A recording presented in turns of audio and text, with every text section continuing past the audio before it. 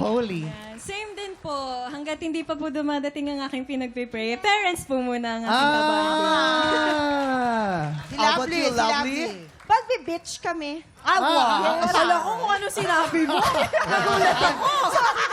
Saan? May tono lang, pero yun nga, mag-beach kami. Kasi alam mo na, may baby, so siya yung medyo yun na mag-e-enjoy. Tama, enjoy Okay, talaga. basta Tama white yun. sand, yan. Habang si Christian. Ay, ano lang naman, may Valentine concert lang naman. Ayun! Ay, Saan yung Valentine's Day? Sa Newport Performing Arts Theater sa May Resorts World Manila, di ba? Way back.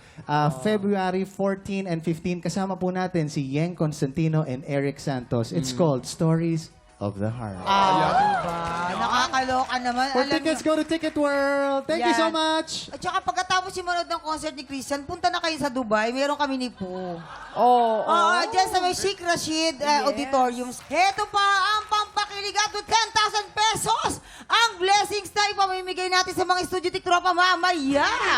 OMG! Marami tayong paandar at pa-blessings. Kaya tutok lang sa pagbabalik ng TikTok Live!